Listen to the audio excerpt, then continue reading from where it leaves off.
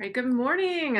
Hello, if anybody is joining us, and if you're watching us on a pre-record, like if you're watching it after we recorded this, hope you're having a great day. So today I am back. I've been gone out of town for a couple weeks, and I am back, and I'm really excited because we have another guest with us today. Her name is Gemma Sharp, and she focuses a lot on anxiety, and she's also a parenting coach. And so we're going to talk today about anxiety and how it affects us. And she's going to share her thoughts and her expertise on the subject. So I'm excited to see what we're all going to learn, and it should be good. So I'm going to bring her on in, and you guys can meet her. Let me tell you real quick too, I met Gemma a couple months ago in person after at a retreat, and we are in the same coaching group. So it's been really fun getting to know her and all the things that she does and how she's helping people, which I think is why we're all here. So here's Gemma. Here she is. Hi. This is Gemma Sharp, and I'm so grateful that she's joined us today and that she's taking time out to be a part of our group and talk with us about anxiety and her expertise in it. Thank you so much, Anastasia. It's so lovely to be here. Hello, everybody. I'm so excited because I've been watching so much of Anastasia's content that she's been putting out about travel and kids. And it's been so good for us as a family because we're going away very soon. And so I've been making notes, and it's been brilliant. So thank you for that.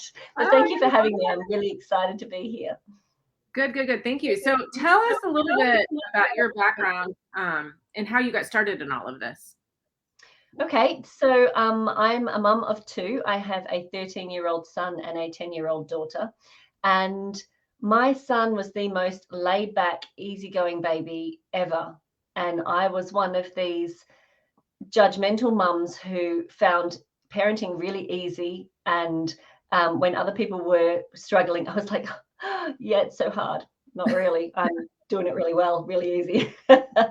And then my second came along and she flipped my world upside down. She is amazing, but she brought me back down to earth pretty quickly. That she cried all the time. She had silent reflux. So basically she cried for the first 6 months of her life. And then she just didn't stop. She was extremely sensitive. And so I struggled a lot second time round. I had a lot of issues myself with anxiety and worrying about her and thinking I wasn't doing things right.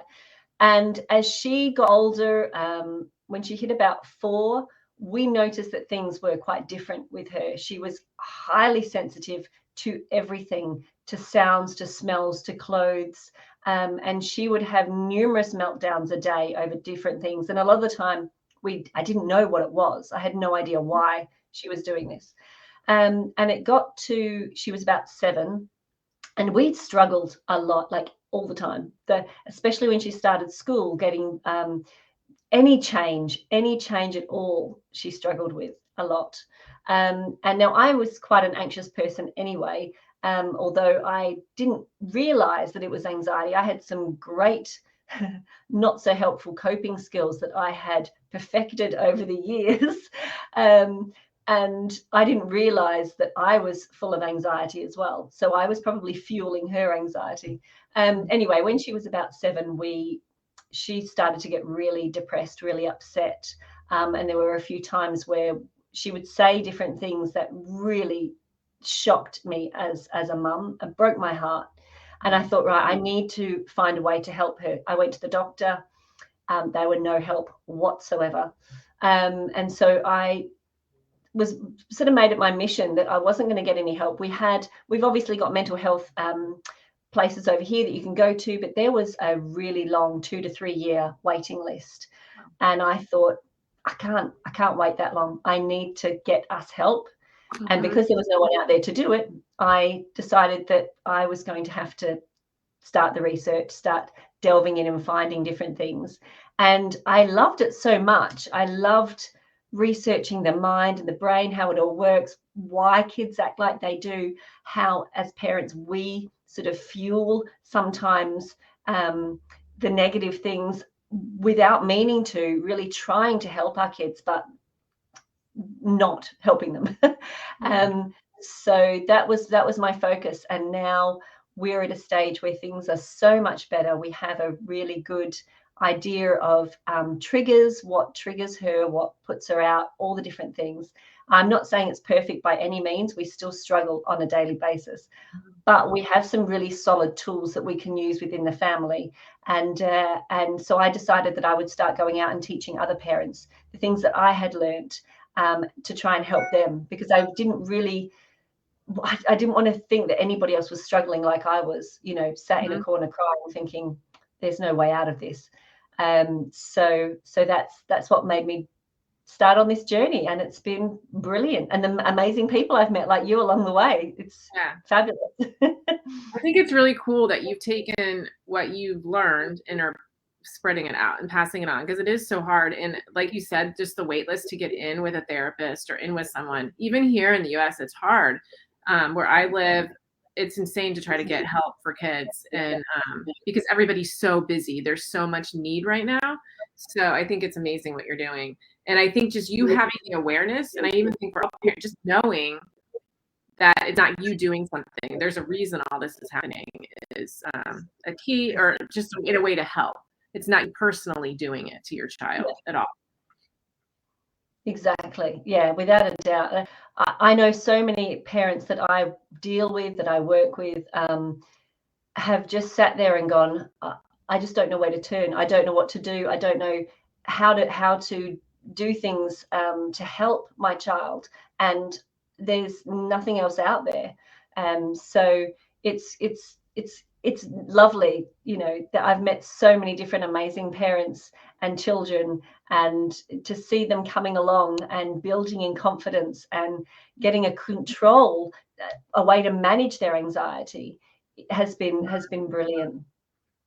And I think you're right in the confidence, just the parent having the confidence in themselves to know they can help their child, is just, that in itself is remarkable and helpful. Yeah, absolutely. I mean, I think as parents, what I didn't realize is that my feelings of anxiety, my feelings of needing to be in control of everything because of my anxiety, there's a great lady that I follow called Dr. Becky, and she had a perfect equation. She said anxiety equals uncertainty plus an underestimation of our coping skills. And when you have those two things, we all try to control the uncertainty. Google everything, the source of everything, going into Google, trying to find everything out. And the thing is, with that uncertainty, that's the one thing that we cannot control. We have no control over. And I think the pandemic has highlighted that so much. I don't know how you guys cope with it, but we were in lockdown for months here on the Isle of Man, where you couldn't leave your home, you couldn't travel, you couldn't go anywhere. The panic, the worry, all of a sudden your life was just taken out of your hands and you were not in control at all. And for people that have anxiety, that just made things so much worse. I mean, we were spiraling out of control, not knowing what to do. So when you look at that anxiety equation, uncertainty plus an underestimation of our coping skills, we all try to find a way to deal with the uncertainty, which is the one thing we can't control. And we forget about the other side, which is building our coping skills, our ability to be able to cope with things. And so that's what I teach is uncertainty is always going to be there. How do we build that muscle so strong in us, those coping skills, that no matter what happens, we feel, okay, this is happening, I don't like it, I feel out of control, but this is what I can do to help myself. And this is what I can do to help my kids when they're feeling out of control as well. Because our children mirror our emotions so much. So you have a bad day, you walk through that door and the kids come home from school and they're going to play up, because it's just that's the law, isn't it? Yeah. Your energy passes to them. Absolutely. They just absorb everything. So being able to say, okay, I'm feeling these things. How can I delve into my toolbox of coping skills that I can then help myself cope with this better, get out of it better, mirror that to my children, show them how to do it as well, so that when they are in the same situation, they know how to help themselves as well. And I think too, what you said about coping and pretending it's not happening. Like a lot of times people will act like it's not happening and like you're not fine, but you're like, I'm fine, I'm okay, everything is great. But the kids can see underneath that. So it's really about us knowing how to help ourselves and cope, learning how to cope with it, not pretending nothing is wrong, because there is something wrong, or there could be. You can't fake yourself out of it because the kids will feel that. Yeah, absolutely. And they will see how we cope with it. So typically you've got maybe 3 ways of coping with anxiety. You've got ignoring, which is the huge one. And I think we probably do all 3 of these things I'm going to say, but we have our tendency to gravitate to one of them probably more than the others. But you've got your ignoring, your negative thinking, and then your external coping mechanisms. So ignoring, everything's fine, we're good. If I don't look at it and I forget about it, it's not there. You know, it's sort of like there's a big elephant in the room, but if I move this way, I can't see it, you know. Then your negative thoughts, where you overthink everything, you ruminate on everything, you have it going over and over in your mind all the time. That is me, massive overthinker. I'm not so great at ignoring, but although my feelings great at ignoring them, pushing them down.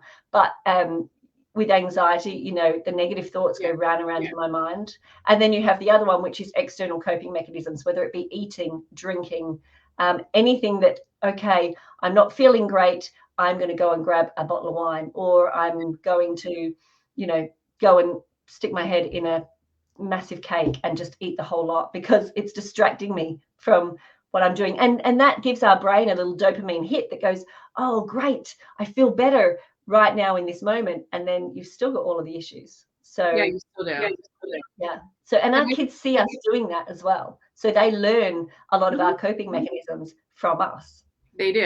And I think that one of the big things I've been thinking about recently is drinking and the wine culture that, and I don't know about where you are, but at least in the United States, when I was growing up, there was wine, but not the way it is now. And I feel like culturally here in the US, and I don't know there, that people go to wine and everything is great when you're drinking a glass of wine. You have your friends come over and drink wine. And I think it's fine. I love wine. Don't get me wrong. I love a glass of wine. But I do think a lot of us use that as coping now, is a way to just like wind down, which is fine to a point. But if there are really serious issues, that isn't going to solve your anxiety. And I do think that's a huge thing that wasn't in the past that we have turned to now. Yeah. External things, without a doubt. I mean, you know that it can be anything. Going out and buying something, and you know, in that moment, you see that dress, you see that those shoes, that bag, whatever, and you go, I want it, I need it.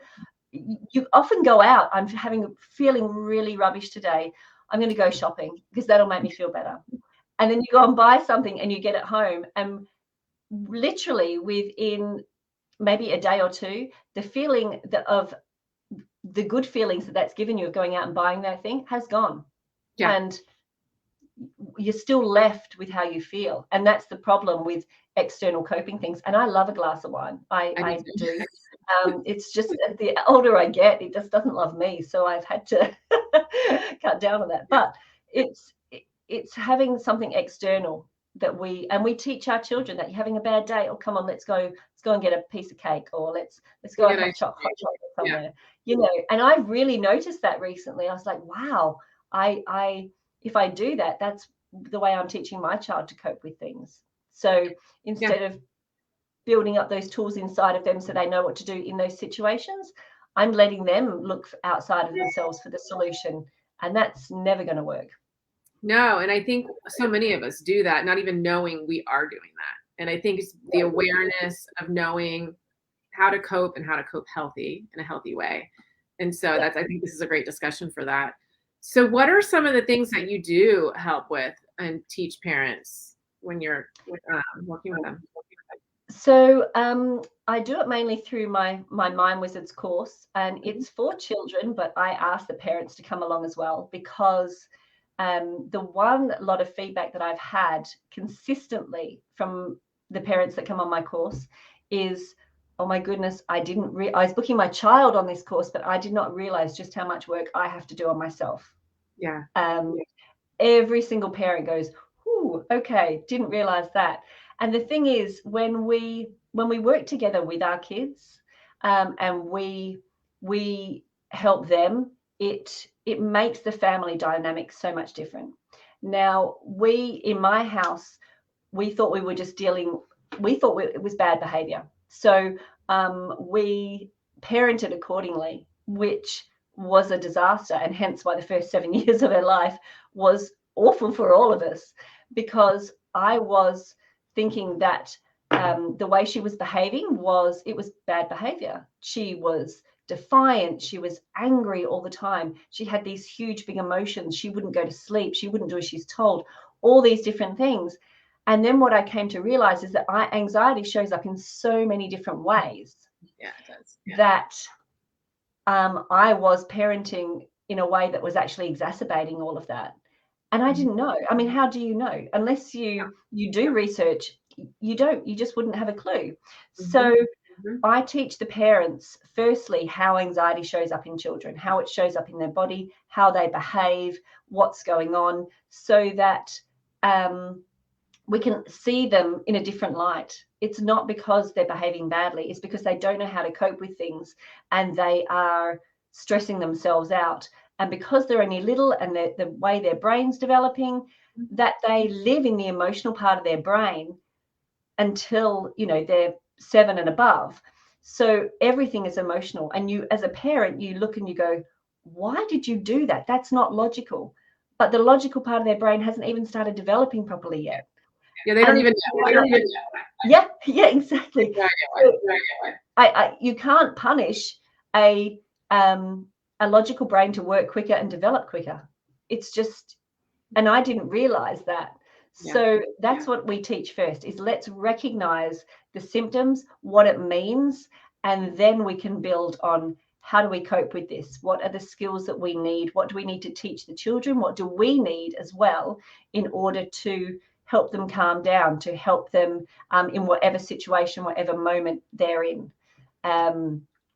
So being more curious rather than reactive as well.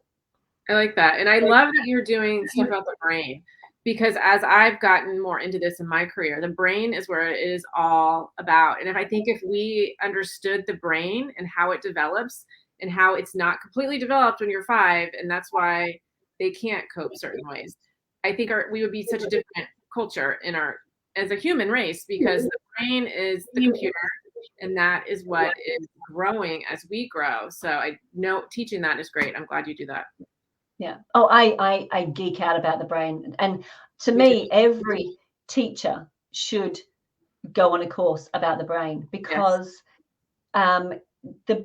their emotions and how their brain is developing and how their brain reacts when they're in a heightened state of emotion, they're not going to learn properly. And telling them to sit down and be quiet and concentrate when they are in that emotional part, it's just not going to happen. And it doesn't happen.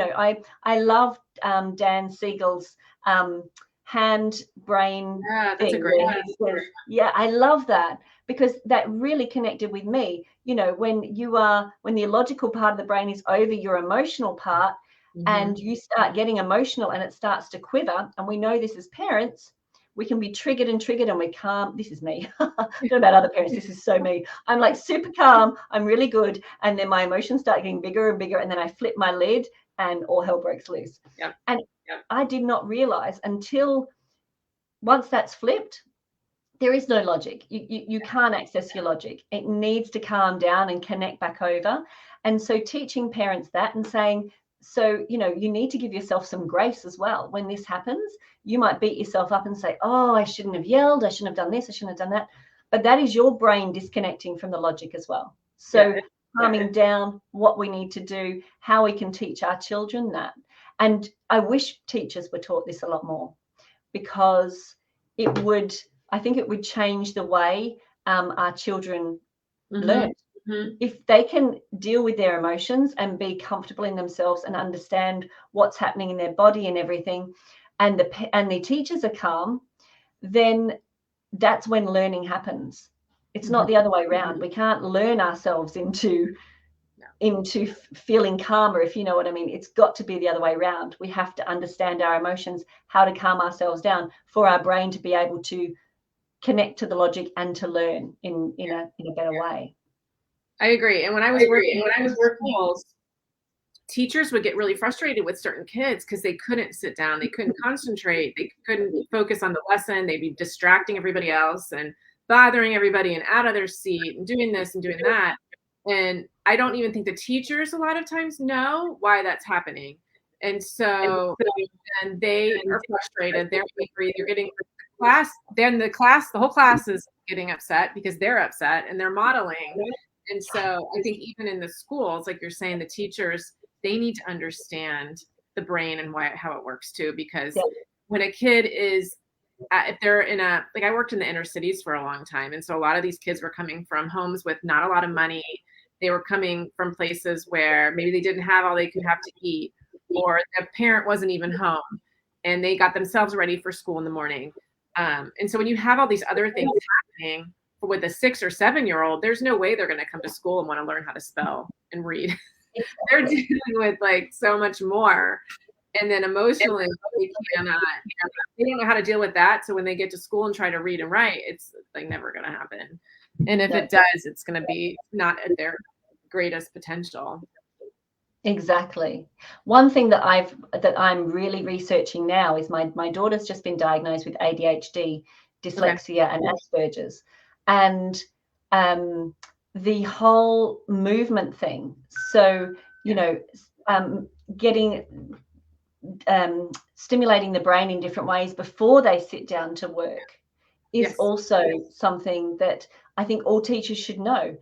Every child should have to do some sort of brain exercise, moving, balancing, whatever it might be, before they sit down, because that is what's going to calm their brain down and help them work. And to be honest, I think these days there is far more neurodiverse children than there are non-neurodiverse. That's from what I see. You've got at least, a third of the class these days that have different learning abilities and challenges and all the rest of it. So my hope is that the education system will see this and will start educating in that way for teachers to understand how to be able to help the children more. Gone are the days, in the early 1900s when they just sat there and listened at a desk and did exactly as they were told, and it just doesn't happen anymore. No, and I think we're a different human race, right? We have all the technology, we parent differently. All the people are not just, it's not a yes, no, I'm going to obey what you say anymore. It's not like that. No. And where our school systems are still set up for that. And that's why people struggle. Exactly. Absolutely. But I think getting back to the anxiety side, it's seeing how it shows up in your child and then looking at ways that you can help your child, how it shows up in you getting it under control. Or because I've had so many people come to me and say, I just want to get rid of anxiety. And I was like, you can't. It's hardwired into you. You need it. You need to have that.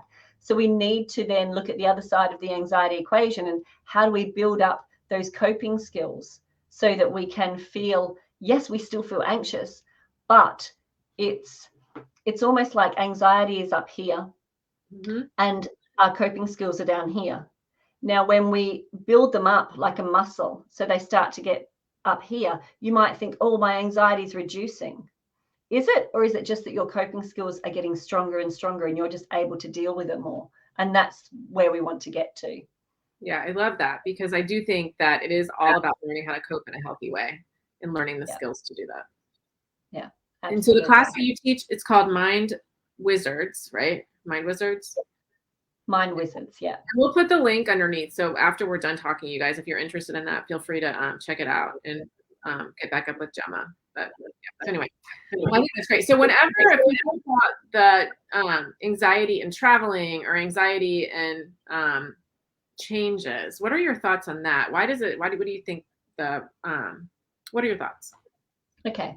Well, when my daughter was 4, we went on our first family holiday to Europe, and it was the worst experience of our life. We went on holiday to a beautiful sort of all-inclusive resort, swimming pool.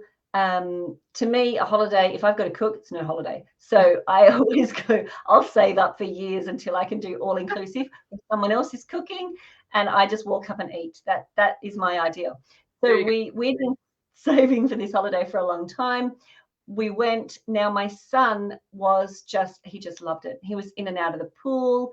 He loved, then going for breakfast and then lunch and then changing and getting back in the pool and then changing and going for dinner. And he was fine with all of that. But when you have a highly sensitive child that hates change, it was the biggest nightmare. I mean, literally, we had been there 24 hours and I was Googling or I was contacting the travel agent to say, can we come home? And the flights home were so expensive that we were like, well, we can't afford it. So we're just going to have to stick it out. But that was within 24 hours of being there because I just thought this is the wrong thing to do. But I didn't realize at the time why. So when you have a child that doesn't like change, that is highly sensitive, when you think about it, they're out of their environment. It's all new, which is going to cause anxiety.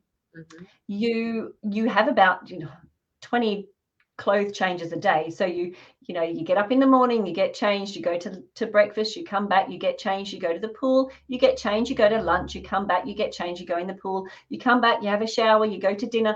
I mean, when I thought about it like that, I was like, no wonder my 4-year-old was melting down for every single stage of the day, because it was sensory overload to her. There was all these different people around. There's the pool, there's the noise, there's the splashing, there's the changing, all of this. And if only we had known and understood why, it would have been a lot help. We wouldn't have gone, to be fair. I would have just saved the money and stayed at home. But now that we know that, what we have done for that is, for one, we give her a lot more leeway on it. If she wants to go to breakfast in her pajamas, if she wants to go to the pool in her pajamas, I don't care. I'm on holiday. I'm like, whatever help makes you feel comfortable, crack on, and a lot of the time, I think the way we behave too is based on we're worried about how people perceive us. Yes. What people think. Yeah. What people are thinking about us. Oh, they're looking at us. Look, she's kicking off because she wants 2 pieces of cake and I've said no and everyone's looking at me. I so wish that we could have a society that was so much more forgiving rather than so judgmental, because it puts so much pressure on you. And the one thing I want to say to parents is try and relax, try and go, you deal with your kids, I deal with mine. My way is, just to be comfortable enough in yourself to be able to say, we're good with this. This is all right for us. And it might not be the way you do things, but this is how we're going to do it. So taking that pressure off of yourselves that you have to conform to society's way of what you need to look and be like, and as a parent, and especially on holiday, we need to be able to say, no, I have a neurodiverse child. This is what we need to do in order for it to make it work. And I am going to make sure that I can be as comfortable of that as possible. Do you know what I mean? If I hadn't have felt so much that I was worried about what other people were thinking, then maybe I would have relaxed a bit more and not pushed her into situations. So understanding we're going on holiday, there is going to be changes. From now, what we do is we talk her through every step of the way. So this is a good example. We are going to London tomorrow. So I'm on the Isle of Man. We're jumping on the ferry, going across to the UK, and we're driving 7 hours down to London. So all of that is a lot of change for her. So what I did is last weekend, I started saying to her, we're going to be going away. What things do you need to take with you to be comfortable? literally there will be no room in the back of the car for our things. They're all of Mia's things. It's literally her bedroom and all of her little bits that she needs to make herself feel secure. And I need this and I need 20 different pair of knickers. And I'm like, you really don't. We're going for 5 days. Okay. We've got a suitcase that is full of all the things she needs. So preparing her for that and preparing myself for what it's going to look like. And dealing with my anxiety over it, that I'm thinking, my goodness, she's taking everything. That triggers me because I'm like, we just need to be simple and just take a couple of things. But knowing that that's how she is, okay, do we need to make allowances for it? So talking to them, saying, right, we're going on holiday. It's going to involve going to airports. We're going to have to go through here, go through there. And what we need to do is, when things are unfamiliar, it causes anxiety. So we need to, as much as possible, make things as familiar as possible.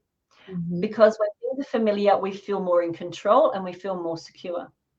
So speaking to them about going on holiday, this is what we're going to do. We're going to go to airports. We might have to spend quite a lot of time in a queue before we get to security. And what we need to do is we're going to practice. We're going to practice taking off our shoes, lay it out on the table. I mean, it takes work. It takes work and effort.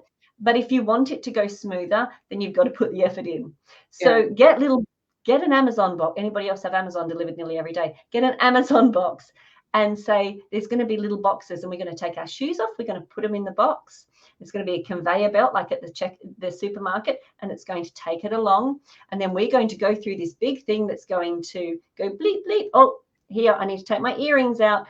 Preparing them for it. All these different things is key to making it familiar, so that when you're in that situation, you can say to them, remember Mum said that we need to take our shoes off and our belts off, and we have to take our liquids out the bag. I don't know what it's like in the States, but we have to do massive palaver, sort of thing. So making it familiar to them and talking them through it, rather than getting annoyed with them when they're not doing as they're told in that situation. I think being aware that they will be overwhelmed by the amount of people, all of the sensory overload that's going on around them. So preparing them for that and then not letting it trigger us when they're being triggered by it is a huge thing. Because if we can stay calm, they will be calmer because they look to us. If you're an anxious person or an anxious traveler, I would highly recommend that you do some meditation, that you do some breathing techniques, that you build up your toolkit so that you feel okay in those situations or manageable in those situations, because your child will be looking to you and going, oh, Mum looks worried, Mum looks scared, there's something not right here, I need to be anxious, I'm worried about everything because she's not feeling okay or Dad's not feeling okay. They feel better if we feel more in control and we feel calmer. So it's working on ourselves as well. But with travel, for us, when we go home to Australia, it's a really long flight. And with all of her sensory issues, I have to spend quite a lot of time going through things with her. This is what we're going to what's going to happen. I can't tell her every eventuality because you're never going to know every eventuality. But if you have those little techniques in your toolkit, okay, we're going to do our breathing. We're stressed out. We're in the line. I'm going to stand here and I'm going to do my hand breathing, where I breathe in and I breathe out and I breathe in. And you teach them things like that, and you do it in front of them, and then they can do it as well. And you can do it together. And there's something really comforting to kids that Mum is doing this with me or Dad is doing this with me. I feel more secure. We're going to be okay. And I love saying to my daughter as well, I'm feeling a bit stressed at the moment, but I know I can do hard things. So I'm good. I'm going to do my breathing. We can get through this, and just being more positive with them on that level. So I hope that's a helpful tip. But making things as familiar as possible for us has really helped as a family. I think that's good. And I do think the prepping, all of that. And the other thing too, in what you said, is letting them not ignoring that they're stressed out, right? Like not ignoring that they're having a hard time, just being okay with it and identifying that with them, like, this is hard. This is a lot of change. This is totally different than what we do. So you're not ignoring it. You're not saying, oh, it's fine. We're fine. We're just going to move through here. Everything is okay. You're fine. But no, they're not. So being like, no, I know this is hard. I know you're not fine right now. So we're going to do some strategies because it's really tough. It's scary. You don't know what's going to happen next. So identifying how they feel and how they feel is great. I think that's exactly what you're teaching and doing. Yeah. Well, I know they say that as soon as you acknowledge a feeling, it loses its power by 50%. So like you say, that's brilliant. Acknowledging this is going to be difficult. I can see you're stressed out at the moment. I can see you're finding this difficult. I get it. I understand that it is hard, isn't it? But, we can get through it. We can do hard things. So as soon as you acknowledge it, they feel like, oh, that's okay. That whole ignoring thing, like, when they're younger and they say, there's monsters under my bed, and we in our logical mind go, no, they're not. Look under the bed. There's no monsters. You're good. You're fine. But that feeling that they've got is going to stick around, even though you've turned around and said there's no monsters. So saying to them, I know that you're feeling a bit strange at the moment. That's okay. Mum's here, and I'm going to sit with you until that feeling goes. And if we do that, if we actually sit with our feelings, they actually don't stick around for long. They say it's 45 seconds and 90 seconds and then they move on to something else. But we're so used to pushing them down and not feeling them and trying not to feel them that they get bigger and bigger. So like you say, acknowledgement's huge. That's really big. It is. And the kids know, and when you're acknowledging it, they'll start acknowledging it, and you're not negating what they're feeling. They're not feeling like there's something wrong with them. Like, why am I stressed out right now? Everybody else is fine. Or they're looking around being, my mom's telling me to stop. My mom's telling me that everything is okay, but I'm definitely not okay. So just acknowledging, like, it's okay that you're not okay. And it is stressful. And we're going to make it through. So yeah, I agree with you. And that's great. Exactly. Yeah. Well, thank you so much. Well, I think it's been a really, really good discussion. We've been talking a really long time. Is there anything else that you wanted to share, or? If you have thought to yourself, wow, that is my child, maybe they're just really anxious, or maybe you have a child that's going back to school. I'm running a free workshop, back to school success workshop next week in my group, where we're talking about how do we reduce kids' anxiety with going back to school, because this was a huge one for us, and it still is. And this year is going to be even bigger because my daughter's transitioning to high school. So they've been home for the summer break. They're going back to school. If you have a highly sensitive child, they might start worrying about going back to school. What's it going to be like? And so my workshop is going to run through, what can we do? What are the practical tools that we can put in place over the summer and before they go back to school to make that transition as smooth as possible? How do we do that? So like you said, Anastasia, we can pop the link in. If anybody goes, that is so my child, and I need to know how to transition them back to school positively, then they can do the workshop. It's 3 days. It's on replay. They can watch whenever, but hopefully it will give them some tools, a bit more than what I've spoken about today, different breathing techniques, what we could do to make things more familiar that is really going to calm children down. And just the one thing I want to say is working on ourselves first as parents is absolutely key to helping our kids, without a doubt. And that is why, in Mind Wizards, I say to the parents, come, learn, be prepared to work on yourself as well. Because once we become more master of our minds, our emotions, our feelings, all of that, then we can teach that to our children. We can model that behavior more, and that is going to help our kids because they're going to absorb the calmness that we're feeling.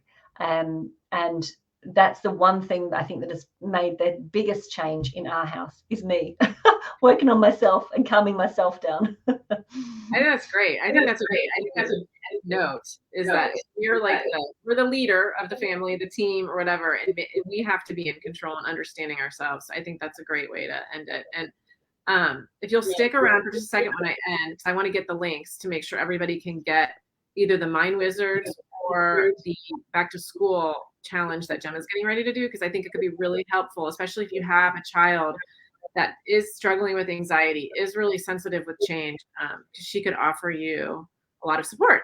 So if you want to sign up, just check the link after we post it. And yeah, anyway, thank you so much, Gemma. I appreciate Thank this you for conversation. having me.